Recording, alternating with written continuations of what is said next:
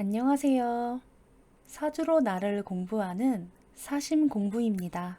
안녕하세요. 오늘은 지지에 대해서 이야기해 보겠습니다. 제가 사주 심리를 처음 시작하는 분들을 기준으로 영상을 제작하고 있는데요.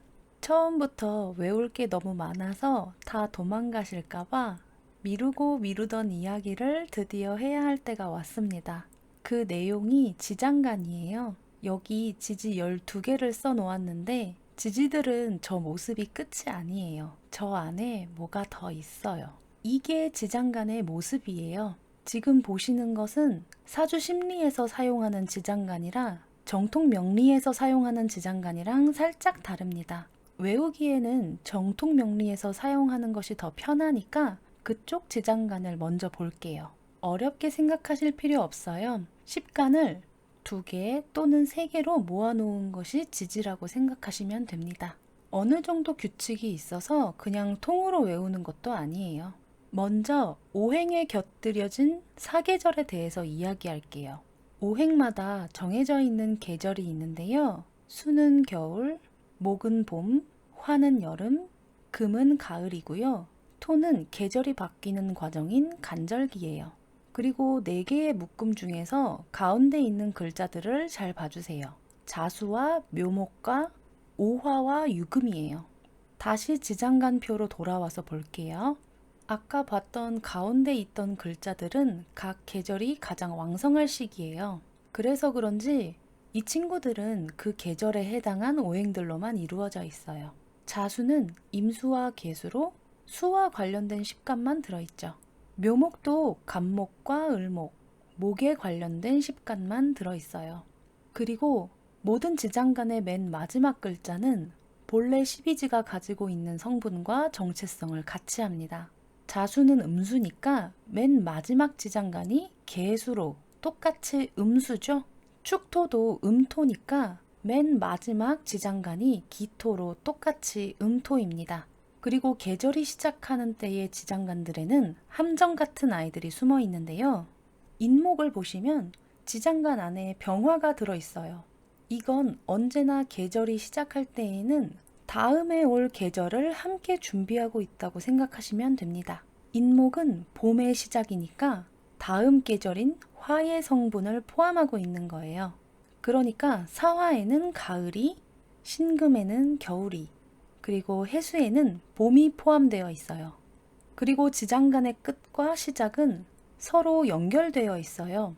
여기에서 주의해야 할 점은 축토와 미토의 경우에는 기토에서 무토로 이어지고 있다는 것만 기억하시면 됩니다.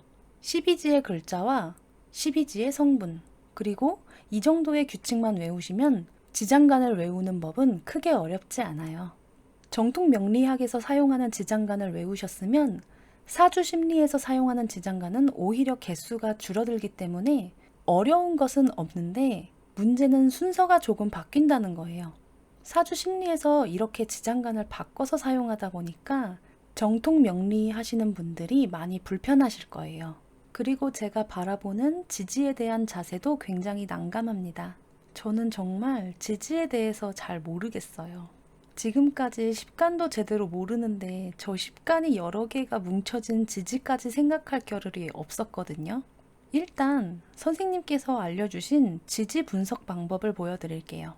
만약에 병화가 일간일 경우에 지지에 미토가 있다면 미토 안에 있는 지장간을 다 꺼내서 분석하는 거예요.